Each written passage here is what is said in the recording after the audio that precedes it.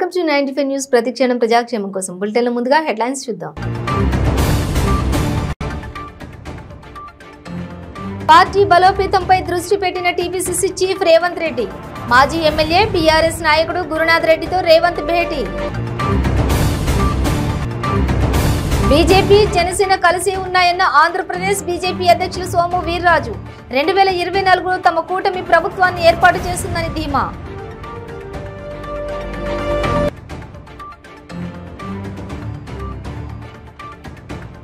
సత్తెనపల్లి మండలం రెంటపాళ్లలో ఉద్రిక్తత. Union bank వద్ద రైతుల ఆందోళన.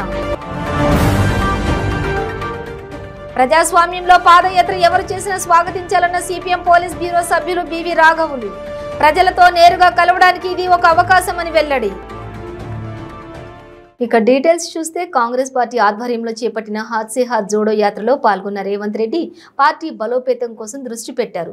ఈ క్రమంలో బీఆర్ఎస్ పై కొంతకాలంగా అసంతృప్తితో ఉన్న మాజీ ఎమ్మెల్యే బీఆర్ఎస్ నాయకులు గురునాథ్ రెడ్డితో రేవంత్ భేటీ అయ్యారు. ఈ భేటీలో రేవంత్ రెడ్డి గురునాథ్ను పార్టీలోకి ఆహ్వానించగా దానికి ఆయన సానుకూలంగా స్పందించినట్లు తెలుస్తోంది. త్వరలోనే ఆయన బీఆర్ఎస్ ను వీడి కాంగ్రెస్ పార్టీలో చేరబోతున్నారని సమాచారం. ఆ స్థలాన్ని మొత్తం నేను కాలేజ్ కోసం ఇప్పించిన నేను కాలేజీ మంజూరు చేయించి gas authority of India limited నుంచి 5 కోట్ల రూపాయలు తీసుకొచ్చి పనులు ప్రారంభిస్తే ఇవాళ అది ఎక్కడిదక్కడ పడేసి అక్కడ మీరు ఇవాళ ఏం పరిస్థితి ఉందో ఒకసారి చూడు. ఇవాళ జూనియర్ కాలేజ్ రాలే, కానీ జూనియర్ కాలేజ్ తెచ్చినామని 10 సార్లు కేసీఆర్కు పాలాభిషేకం చేశారు.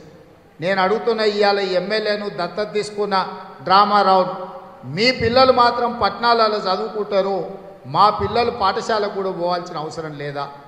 మాకొద్దా జూనియర్ కాలేజీ? మేము చదువుకోవద్దా? ఆయన నేను ఉన్నప్పుడు కోస్గికి పాలిటెక్నిక్ కాలేజ్ తీసుకొచ్చిన, ముస్రిఫాలా 220 kVA అదేవిధంగా 132 kVA సబ్ స్టేషన్లు తీసుకొచ్చిన. ఇవాళ ప్రతి ప్రాంతానికి సబ్ స్టేషన్లు తేవడమే కాదు 2000 ట్రాన్స్ఫార్మర్లు తీసుకొచ్చి ఈ ప్రాంతంలో ప్రతి రైతుకు కాలిపోతున్న మోటార్లు పేలిపోతున్న ట్రాన్స్ఫార్మర్లను ఆపించిన మాట వాస్తవం కాదా? ఇవాళ ఈ నియోజకవర్గంలో ఏ ఊరికైనా పోదాం. ఇవాళ నేను సవాలు విసురుతున్న డ్రామారావు, మేము ఆయన వేలాది డబుల్ బెడ్రూమ్ ఇల్లు ఇచ్చినాం. ఏ ఊర్లో ఇందిరమ్మ ఇల్లు లేదో ఆ ఊర్లో నేను ఓటు అడగను.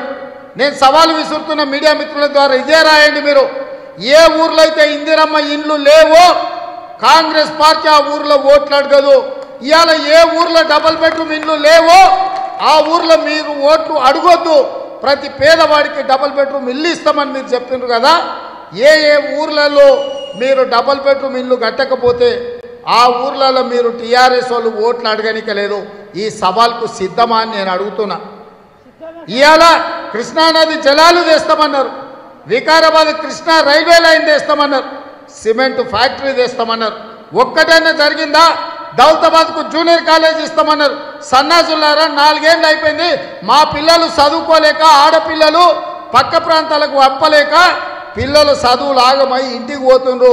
చిన్న వయసులోనే తల్లిదండ్రులు పెళ్లిళ్ళు చేసే పరిస్థితి ఉన్నది. కానీ అదే పిల్లలు చదువుకుంటే వాళ్ళ జీవితాలు బాగుపడతాయి కదా. మాకు జూనియర్ కాలేజ్ కూడా ఇవ్వలేదు. కేజీ టు పీజీ ఉచిత నిర్బంధ విద్య అన్నారు. పీజీ సంగతి దేవుడు ఎరుగు. మేము తెచ్చిన జూనియర్ కాలేజీని కూడా రద్దు చేయించిండ్రు. ఇవాళ ఈ పరిస్థితి ఉన్నది దౌలతాబాద్లో. కాబట్టి ఇవాళ ఆలోచన చేయండి. ఏదైనా ఆనాడు మీరు ఆదరించి బీజేపీ జనసేన కలిసే ఉన్నాయని ఆంధ్రప్రదేశ్ బీజేపీ అధ్యక్షులు సోము వీర్రాజు స్పష్టం చేశారు. 2024లో తమ కూటమి ప్రభుత్వాన్ని ఏర్పాటు చేస్తుందని ధీమా వ్యక్తం చేశారు. టీడీపీ జనసేన సీట్ల పంపకాలపై వస్తున్నటువంటి ప్రచారంపై పవన్ నే అడగాలని సూచించారు. పరిశ్రమల ఏర్పాటుకి రాష్ట్రంలో ఒక్క పాలసీ కూడా లేదని ఆరోపించారు. రాష్ట్ర పాలసీపై శ్వేతపత్రం విడుదల చేయాలని డిమాండ్ చేశారు. రాష్ట్రం విడిపోయిన తర్వాత సరైన దిశ లేకపోవడానికి కుటుంబ రాజకీయాలే కారణమని సోము వీర్రాజు వ్యాఖ్యానించారు. నడికుడి శ్రీకాళహస్తికి కేంద్రం నిధులు ఇస్తున్నా రాష్ట్ర ప్రభుత్వం ఏమాత్రం సహకరించడం లేదని బీజేపీకి ఆరోపించారు. అమరావతిని ఆంధ్రప్రదేశ్ రాజధానిగా ఉంచాలన్నారు. 8,25,000 కోట్లతో వివిధ రకాల ఇన్ఫ్రాస్ట్రక్చర్కి సంబంధించిన 4 వేస్ కావచ్చు, 3 లక్షల కోట్లతో 70,000 కోట్లతో రైల్వేస్ కావచ్చు, అలానే ఎయిర్వేస్, అదేవిధంగా పోర్ట్స్, ఈ విధంగా కారిడార్స్ రాష్ట్రాన్ని, ఆంధ్రప్రదేశ్ రాష్ట్రం దేశంలో వివిధ ప్రాంతాలని అనుసంధానిస్తూ రాయ్పూర్ నుంచి విశాఖపట్నం పోర్టుకి అనుసంధానం చేయడం కోసం రాయ్పూర్, జగదల్పూర్, ఒరిస్సా, విశాఖపట్నం నుంచి మెడ్రాస్, ఈ విధంగా ఒక గ్రీన్ఫీల్డ్ హైవే ఈ ప్రాంతాల నుంచి వివిధ రకాలైనటువంటి ఇన్ఫ్రాస్ట్రక్చర్ ప్రాజెక్టుల నిర్మాణం చేయడం కోసం ఆంధ్రప్రదేశ్ అనేది భారతదేశంలో ఒక స్ట్రాటజికల్ డెవలప్మెంట్ పాయింట్. ఆంధ్రప్రదేశ్ అనేది భారతదేశాన్ని అనుసంధానించే ఒక స్ట్రాటజికల్ డెవలప్మెంట్ పాయింట్. దీన్ని గమనించినటువంటి గవర్నమెంట్ ఆఫ్ ఇండియా ఆంధ్రప్రదేశ్కి అభివృద్ధికి అత్యంత ప్రాధాన్యతనిస్తుంది. సత్తెనపల్లి మండలం రెంటపాళ్లలో ఉద్రిక్తత నెలకొంది. యూనియన్ బ్యాంక్ వద్ద రైతులు ఆందోళనకు దిగారు. తాము దాచుకున్న బంగారాన్ని వెంటనే తిరిగి ఇవ్వాలని డిమాండ్ చేశారు. బ్యాంకు పరిసరాల్లో పోలీసు భారీ భద్రత ఏర్పాటు చేశారు. బ్యాంకు ఉన్నతాధికారులు రైతులకి భరోసానిస్తూ త్వరలో అందరికీ న్యాయం చేస్తామని తెలిపారు.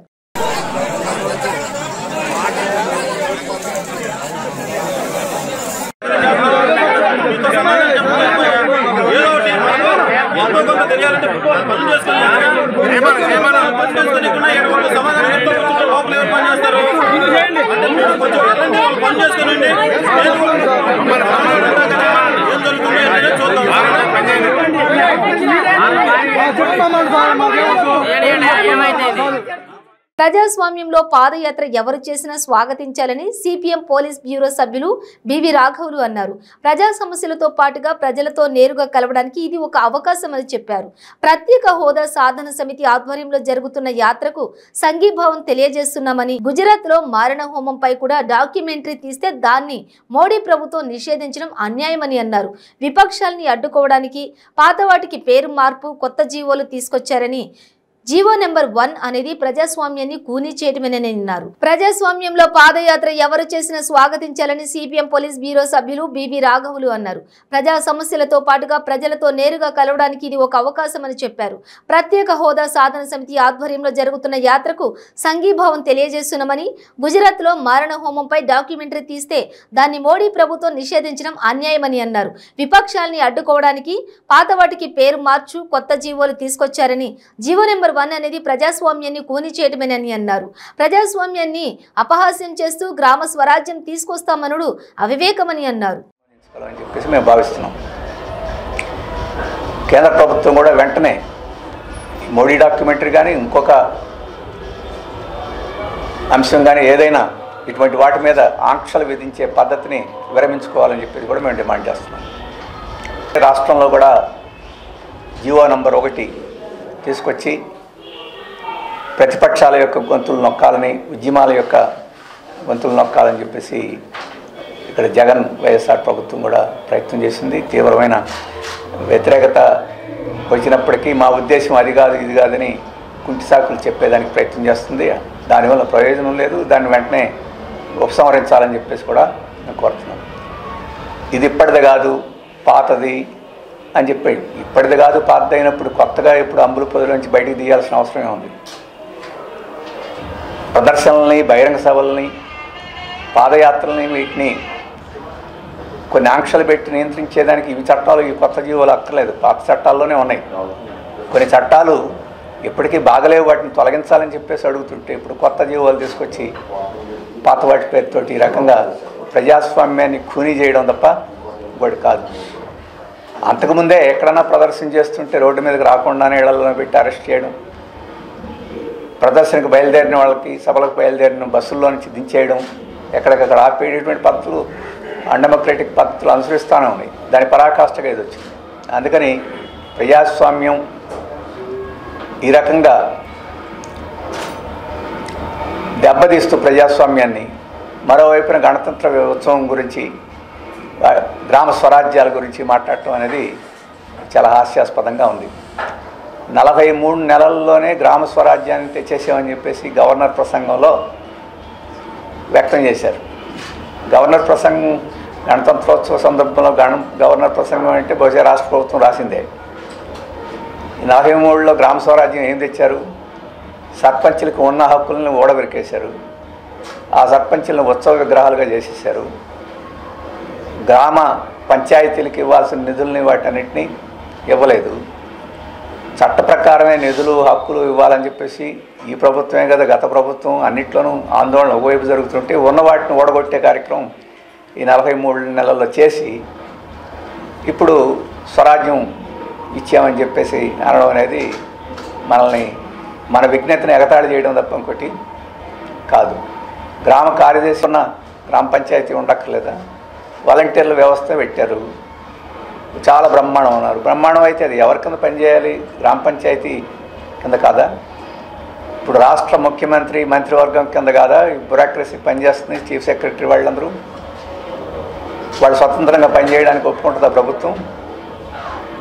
ఈ రకంగా ప్రజలు ఎన్నుకున్న ప్రభుత్వాలని, ప్రజలు ఎన్నుకున్న ప్రతినిధుల్ని డమ్మీలను చేసి టీడీపీ జాతీయ కార్యదర్శి నారా లోకేష్ బాబు తలపెట్టిన యువగళం పాదయాత్ర దిగ్విజయంగా జరగాలని సకల దేవుళ్లను ప్రార్థిస్తున్నట్లు టీడీపీ మహిళా రాష్ట్ర కార్యదర్శి లీలావతి అన్నారు.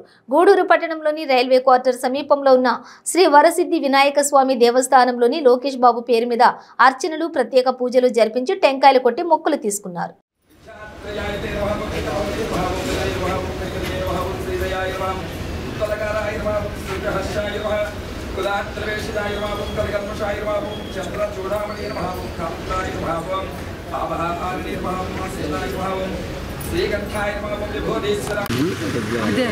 అందుకే ఆడబెట్టి లోపల పెట్టేసారు.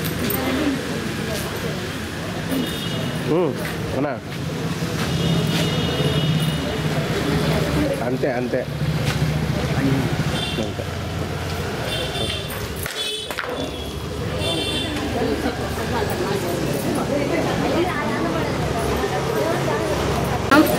మన గౌరవ మాజీ శాసనసభ్యులు డాక్టర్ పాసం సునీల్ కుమార్ గారి ఆదేశాల మేరకు ఈరోజు మనం రైల్వే వినాయకుడి గుడి నందు ప్రత్యేక పూజలు చేసి రేపు కుప్పం నందు 12:10 మన యువ నాయకులు మాజీ మంత్రివర్యులు మన జాతీయ ప్రధాన కార్యదర్శి అయినటువంటి నారా లోకేష్ బాబు గారు తలపెడుతున్న మహాపాదయాత్రని విజయవంతం చేయాలని చెప్పి ఆ విఘ్నేశ్వరుని అలాగే ఆ కలియుగ దైవం శ్రీ వెంకటేశ్వర స్వామిని కూడా వేడుకుంటూ ఆయన పాదయాత్ర విజయవంతం కావాలని చెప్పి కూడా మేము నియోజకవర్గంలో మొత్తం మహిళలందరూ కూడా కలిసి ఇక్కడ ప్రత్యేక పూజలు చేయడం జరిగింది. ఇక్కడికి ఇచ్చేసినటువంటి అందరికీ మా మహిళలకి అలాగే ప్రింట్ అండ్ ఎలక్ట్రానిక్ మీడియాకు కూడా నా ప్రత్యేక ధన్యవాదాలు తెలుపుకుంటున్నాం. రేపు ఈ మహాపాదయాత్ర మొదలుపెట్టే సమయం 12:10 ఈ పాదయాత్ర మొదలు పెడుతున్నారంటే వైసీపీ నాయకులు అందరూ కూడా ప్రతి ఒక్కరికి గుండెల్లో గుబులు పెట్టే పరిస్థితి. ఎందుకంటే ఈ ప్రతి ఒక్కరు కూడా ఈ ఉపాధి మన యువత ఉపాధి కోసం అలాగే మన మహిళల మీద జరుగుతున్న అన్యాయాలకి అఘాయిత్యాల మీద మన లోకేష్ బాబు గారు పోరాడడానికి 4000 కిలోమీటర్లు 400 రోజులు కుప్పం నుంచి ఇచ్చాపురం వరకు కూడా మహాపాదయాత్ర చేయడం జరిగింది. చరిత్రలో ఇలాంటి పాదయాత్ర మొట్టమొదటిసారిగా మన లోకేష్ బాబు గారు చేయడం చాలా హర్షాదీయం. ఎవరు కూడా ఇంతవరకు ఇలాంటి మహాపాదయాత్ర చేసిన రోజుల్లో కానీ పాదయాత్ర మొదలుపెట్టినప్పటి నుంచి ఈ వైసీపీ పాలనలో ఉన్న నాయకులు కావచ్చు, మంత్రులు కావచ్చు, మినిస్టర్లు అందరూ కూడా ఎమ్మెల్యేలు కూడా ఈ పాదయాత్రను అడ్డుకోవడానికి నానా విధాలుగా ప్రయత్నాలు చేస్తున్నాం. మేము ఒకటే చెప్తా ఉన్నాం, మహిళల తరఫున మేము ఒకటే ఛాలెంజ్ చేస్తాం ఈ రాష్ట్ర ప్రభుత్వానికి. ఎవడైనా సరే దమ్ము ధైర్యం ఉంటే మా లోకేష్ బాబు గారు పాదయాత్రను అడ్డుపడతారో చూస్తాం. ప్రతి ఒక్కరు 1000 మంది మహిళలు ఆయన అంటున్నారు, 1000 మంది యువత అతను అంటున్నారు. ఈ 4000 కిలోమీటర్లు 400 రోజులు ఆయన పాదయాత్ర వెంట మేము ఉండి విజయవంతం చేస్తాం.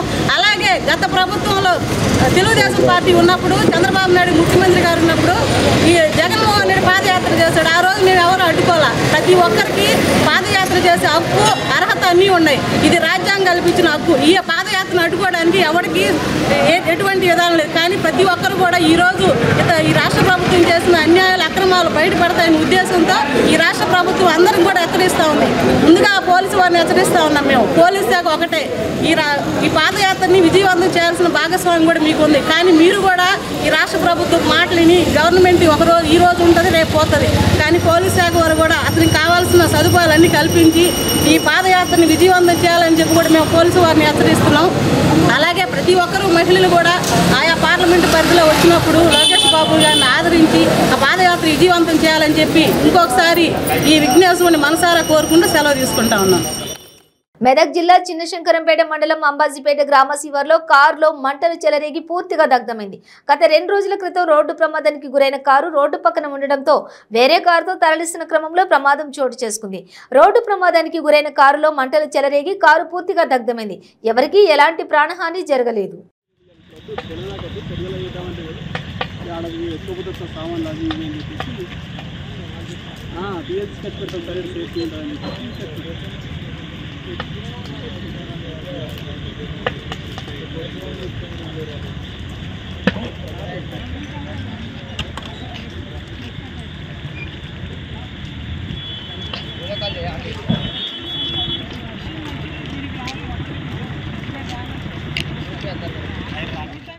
టీడీపీ ప్రధాన కార్యదర్శి నారా లోకేష్ చేస్తున్న యువగళం పాదయాత్ర విజయవంతం. తెలుగుదేశం పార్టీ నాయకులు పట్టణ అధ్యక్షులు కందల కృష్ణారెడ్డి ఆధ్వర్యంలో తిరుపతి పార్లమెంట్ ఆర్గనైజర్ సెక్రటరీ దార్ల రాజేంద్ర పర్యవేక్షణలో పోలేరమ్మ గుడి వద్ద పూజలు నిర్వహించి కొబ్బరికాయలు కొట్టి ఈ పాదయాత్ర విజయవంతంగా సాగాలని కోరారు. ఈ సందర్భంగా వారు మాట్లాడుతూ నారా లోకేష్ పాదయాత్రకు ఈ వైసీపీ ప్రభుత్వం ఆటంకాలు సృష్టిస్తుందని, ఓటమి భయంతోనే జీవో నెంబర్ 1ని తీసుకొచ్చారని, అనేక షరతులతో కూడినటువంటి అనుమతి ఇచ్చారని, గతంలో జగన్మోహన్ రెడ్డి పాదయాత్ర చేసినప్పుడు నారా చంద్రబాబు నాయుడు అన్ని పర్మిషన్లు ఇస్తూ పూర్తి బందోబస్తు ఏర్పాటు చేశారని ఈ సందర్భంగా వారు గుర్తు చేశారు.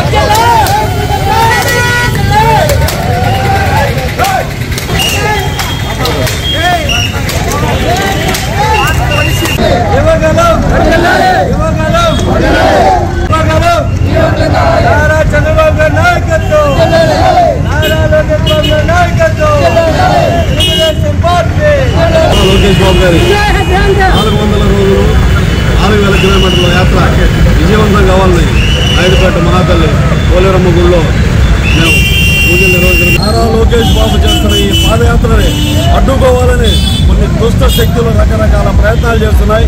వీటినన్నింటినీ ఆ పోలేరమ్మ అడ్డుకుంటారని తెలుగుదేశం పార్టీ తలపెట్టిన ఈ పాదయాత్ర సక్సెస్ అవుతుందని మనస్ఫూర్తిగా కోరుకుంటూ సెలవు తీసుకుంటున్నాను. Thank you very much. కొత్త అవకాశం అని చెప్పి ఈ రాష్ట్ర ప్రజల్ని మోసం చేసింది నిజమా కాదా అని అడుగుతా ఉన్నా. అదేవిధంగా సంవత్సరానికి ఒకసారి జాబ్ క్యాలెండర్ అవుతా ఉన్నావు, ఇది మోసం చేసావా లేదా మేము అడుగుతా ఉన్నాం. 2024లో మీకు చరమగీతం పాడేదానికి ఈ యువగలం పేరుతో నారా లోకేష్ గారు చేసే పాదయాత్ర నీకు అంతిమ యాత్ర అని చెప్పి సభాముఖంగా తెలియజేస్తూ 2024లో నారా చంద్రబాబు నాయుడు గారు ముఖ్యమంత్రి అవడం ఖాయం. పోలేరమ్మ సాక్షిగా ఈరోజు ఆ పాదయాత్ర దిగ్విజయంగా జరగాలని చెప్పి ఈరోజు టెంకాయలు కొట్టి సంబరాలు చేస్తున్నాం. ప్రకాశం జిల్లా అద్దంకి మండలం కలవకూరు రోడ్డులోని ఇటుకల బట్టీల వద్ద రోడ్డు ప్రమాదం చోటు చేసుకుంది. ద్విచక్ర వాహనంపై వస్తున్న 3 యువకులు ట్రాక్టర్ను ఢీకొనడంతో ప్రమాదం జరిగింది. ఈ ప్రమాదంలో ఒకరు మృతి చెందగా 2కి తీవ్ర గాయాలయ్యాయి. స్థానికుల సమాచారంతో 108 సిబ్బంది సంఘటన స్థలానికి చేరుకుని క్షతగాత్రులను అద్దంకి ప్రభుత్వ ఆసుపత్రికి తరలించారు. యువకులకు సంబంధించి పూర్తి వివరాలు ఇంకా తెలియాల్సి ఉంది.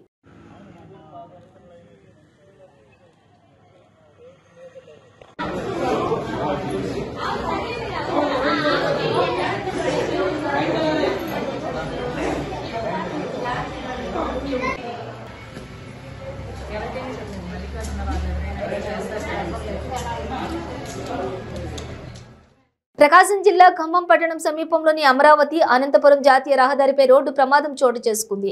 లారీని వెనుక నుంచి గిరిధర్ ప్రైవేట్ ట్రావెల్స్ బస్సు ఢీకొన్న ఘటనలో క్లీనర్ అక్కడికక్కడే మృతి చెందాడు. మృతుడు మార్కాపురం మండలం చింతకుంట్ల గ్రామానికి చెందిన సుబ్బయ్యగా పోలీసులు గుర్తించారు. వివరాల్లోకి వెళితే హైదరాబాద్ నుంచి గిద్దలూరుకు వెళ్తున్న గిరిధర్ ప్రైవేట్ ట్రావెల్స్ బస్సు వేగంగా వెళ్తూ ప్రొద్దుటూరుకు వెళ్తున్న ఇసుక లారీని వెనుక నుండి ఢీకొట్టిన ఘటనలో బస్సులోని క్లీనర్ క్యాబిన్ లో ఇరుక్కుపోయి అక్కడికక్కడే మృతి చెందాడు. మృతదేహాన్ని పోస్టుమార్టం నిమిత్తం ఖమ్మం ప్రభుత్వ ఆసుపత్రికి తరలించి పోలీసులు కేసు నమోదు చేసి దర్యాప్తు చేస్తున్నారు.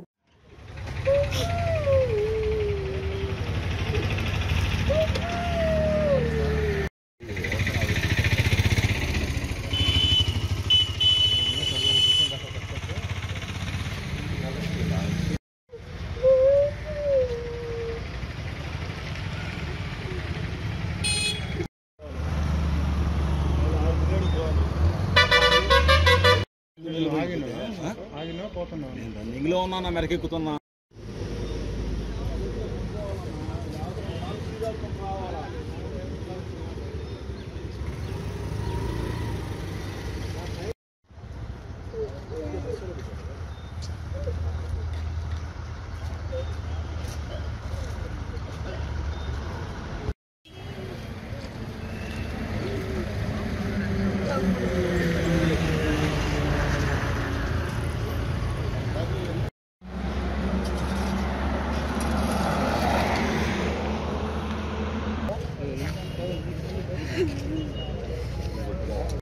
వచ్చేస్తున్నా వెనకాల అతను ఫుల్ నిద్రలో ఉండంట.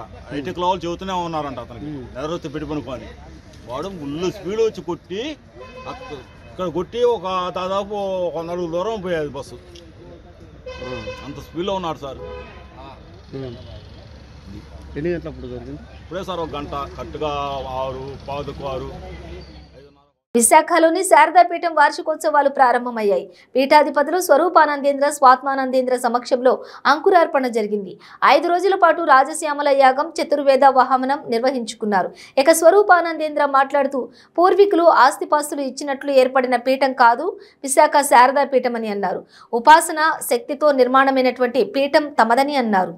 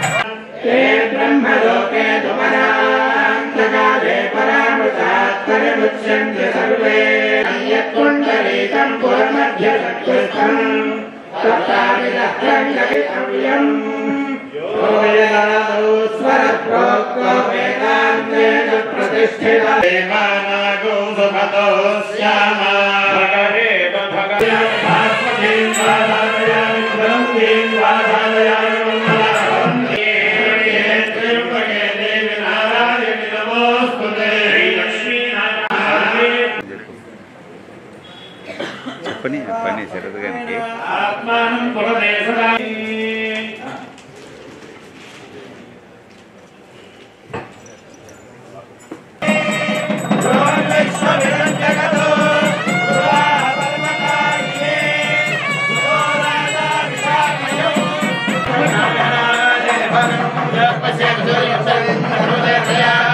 విశాఖ శ్రీ శారదాపీఠం యొక్క వార్షిక మహోత్సవాలు అంగరంగంగా ప్రారంభమయ్యాయి. గురువులు పీఠాధిపతులు శ్రీ శ్రీ శ్రీ స్వరూపానందేంద్ర సరస్వతి మహాస్వామి వారి యొక్క ప్రత్యక్ష పర్యవేక్షణలో వారి యొక్క అమృత హస్తాలతో వార్షిక హవనము ప్రారంభం కాబోతుంది.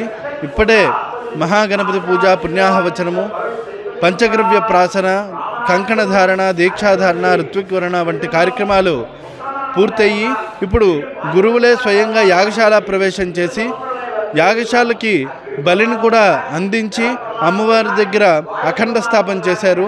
అమ్మవారి యొక్క స్వరూపము విశాఖ శ్రీ శారదాపీఠంలో శారదా స్వరూప రాజశ్యామలుగా భారతదేశంలోనే ఒక ప్రఖ్యాతి చెందిన ఒక విశిష్టమైన ఆరాధన జరుపుకుంటున్న పీఠం విశాఖ శ్రీ శారదాపీఠం.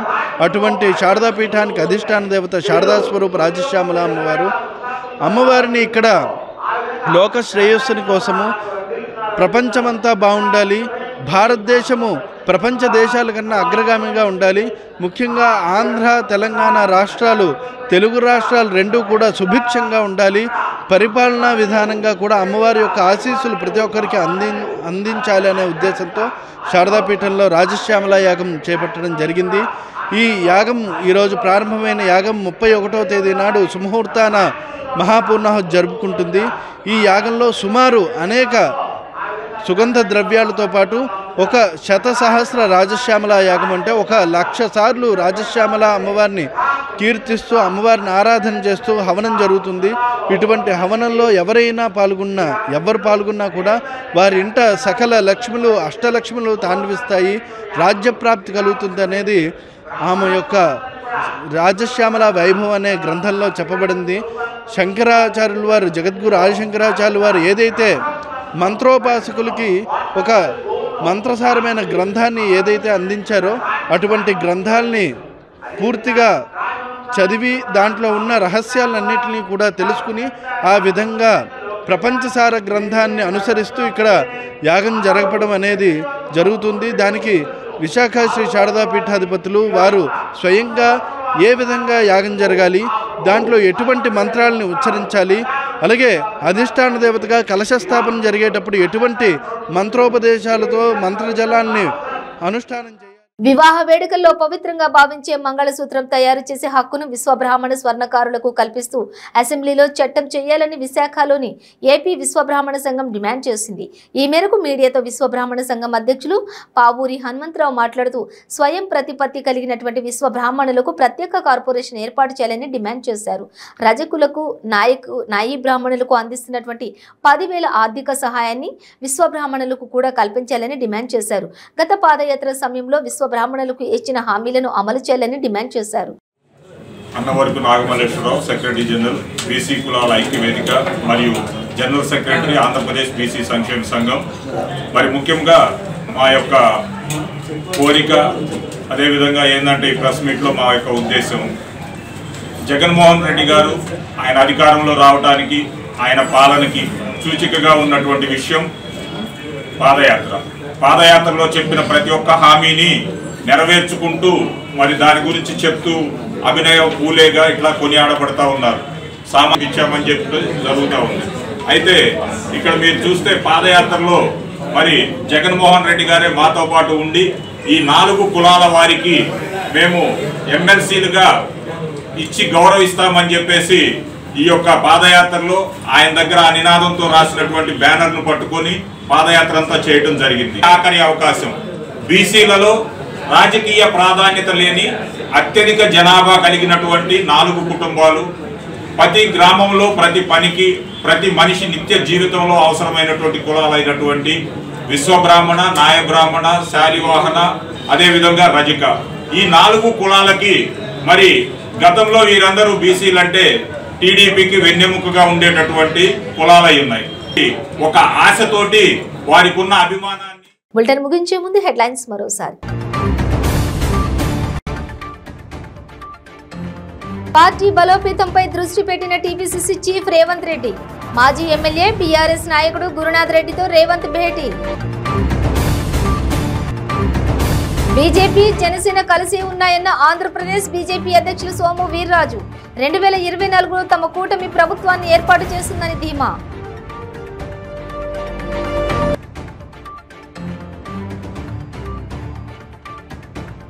సత్తెనపల్లి మండలం రెంటపాళ్లలో ఉద్రిక్తత. యూనియన్ బ్యాంక్ వద్ద రైతుల ఆందోళన.